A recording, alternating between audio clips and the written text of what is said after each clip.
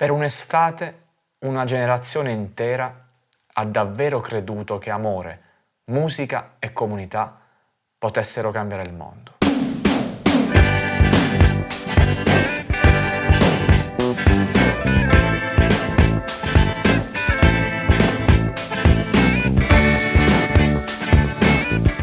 L'estate dell'amore in realtà comincia in inverno, precisamente nel gennaio del 1967 a San Francisco, nel cuore di Haight-Ashbury, quando la controcultura smette di essere un insieme di esperienze sparse e decide per la prima volta di dichiararsi apertamente al mondo. Il 12 gennaio Alan Cohen e Michael Bowen convocano una conferenza stampa al Print Mind, la tipografia più famosa di Hay Street, lo stesso luogo che aveva ospitato le prime riunioni di redazione dell'Oracle, il giornale simbolo della nuova comunità.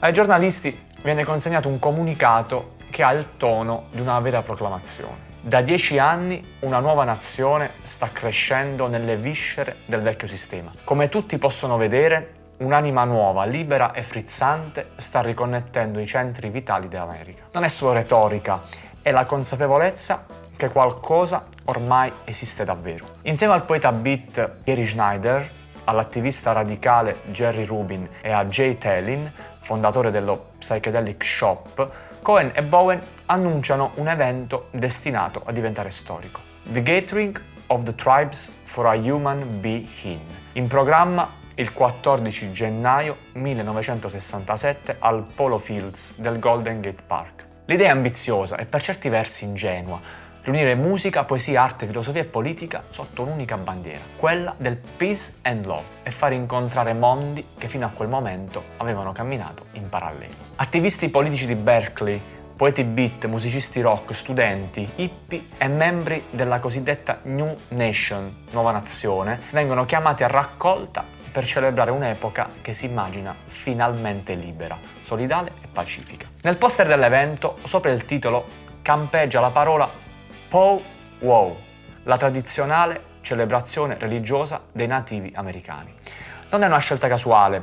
Il Human Being non vuole essere un semplice concerto, ma un rito collettivo, una sorta di cerimonia laica e spirituale allo stesso tempo. Il 14 gennaio del 1967 è una splendida giornata d'inverno. Fin dalla tarda mattinata migliaia di ragazzi iniziano a convergere verso il Polo Fields. Gli organizzatori hanno disseminato il parco di piccoli segnali colorati, bandierine, aquiloni, simboli per guidare i partecipanti. Arrivano in massa, un esercito pacifico, variopinto, carico di fiori, flauti, tamburi, campanelle e bandiere. Sono quasi in 30.000. Ad aprire la cerimonia è Gary Schneider, che soffia in una grande conchiglia bianca, producendo un suono profondo, ancestrale, simile alla sirena di una nave. Sul palco, Allen Ginsberg urla "We are one, we are all one". Tamburi, cimbali, flauti e campane cominciano ad intrecciarsi in ritmi confusi ma suggestivi, mentre cori di Hare Krishna si innalzano alla folla.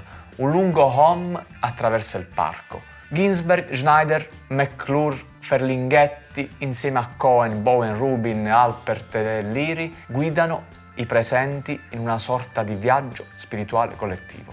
Il professor Leary ripete il suo slogan ormai celebre: Turn on, tune in, drop out. Turn on significa attivare ciò che è già dentro di noi. Tune in significa trovare un modo per esprimere questa nuova consapevolezza nel mondo, quindi accordarsi. Drop out non vuol dire isolarsi, ma cambiare vita, entrare e uscire dalla realtà rifiutandone i meccanismi oppressivi. Nel primo pomeriggio iniziano i concerti Quicksilver Messenger Service, Jefferson Airplane, Grateful Dead. Allen Ginsberg dirà in seguito che il Begin ha avuto un significato letterale, era sufficiente essere lì. Phil Lesh ricorderà quell'evento come il primo momento in cui hippie, beatnik, attivisti, musicisti e persino Hells Angels si sono ritrovati ufficialmente uniti, parlando direttamente ad una generazione intera. Il tutto dura meno di 5 ore, ma l'effetto è irreversibile. Ralph J. Gleason sul San Francisco Chronicle lo capisce subito. Non è stata solo una riunione di tribù, è stata una dichiarazione di vita e non di morte, una testimonianza d'amore e non di odio. Nella primavera del 67 San Francisco non possiede ancora un vero impero mediatico. ma alcuni personaggi intuiscono immediatamente che quella cultura ha bisogno di nuovi mezzi per diffondersi. Se Bill Graham è il re dei concerti rock e David Rubinson il produttore discografico più influente, Tom Donahue diventa il padre della radio underground. Donahue rifiuta il formato top 40, che considera inadatto ad una musica che non può essere trattata come un prodotto usa e getta. Nel febbraio del 67 ottiene il controllo della stazione FM KMPX e introduce la Freeform Radio, un formato libero che permette ai DJ di trasmettere interi album, brani lunghi, acid rock e musica sperimentale. È una rivoluzione silenziosa ma potentissima. Parallelamente nasce un altro strumento fondamentale, una rivista. Si chiama Rolling Stone. Il suo fondatore, Jan Wenner, intuisce che il rock non va raccontato come intrattenimento leggero, ma come fenomeno culturale totale. La rivista diventa in breve tempo un punto di riferimento, imponendo uno stile grafico, giornalistico ed editoriale che verrà imitato ovunque. Intanto le band di San Francisco entrano in studio. Nel gennaio del 67 esce Electric Music for the Mind and Body dei Country Joe and Fish, uno dei primi veri capolavori psichedelici. A marzo arrivano Surrealistic Pillow dei Jefferson Airplane con Wet Rabbit e Somebody to Love.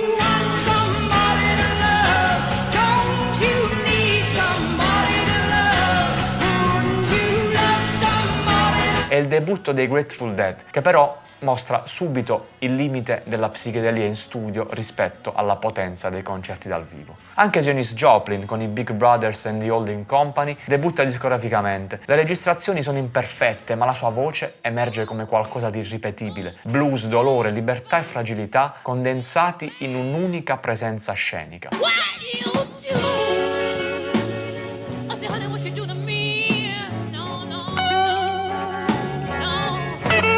Locali come il Fillmore, il Winterland e soprattutto l'Avalon Ballroom diventano centri vitali.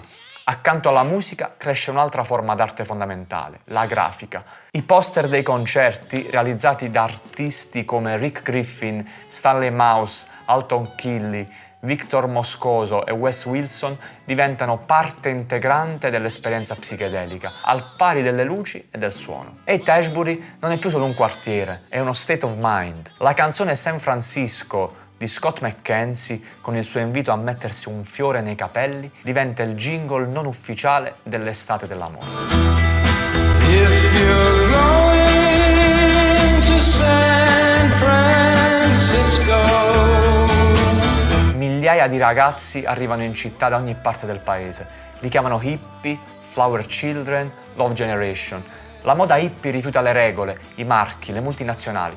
Nasce dall'usato, dalla necessità, dal recupero. Abiti vittoriani, casacche indiane, dashiki africani, jeans strappati, colori accesi, paciuli, incenso, fiori. Anche il corpo diventa manifesto. Capelli lunghi, barbe, libertà sessuale, rifiuto dei simboli dell'oppressione. Ma dietro l'estetica c'è una realtà più fragile. Molti musicisti vivono ancora in condizioni precarie. Le comuni sono sovraffollate. La droga, inizialmente vista come strumento di conoscenza, inizia a mostrare il suo lato oscuro. Eppure, per un breve momento sembra davvero possibile che musica, amore e comunità possano cambiare il mondo. La consacrazione ufficiale è ormai vicina, manca solo un evento, una band di Los Angeles e un luogo chiamato Monterey. Ma questa è un'altra storia.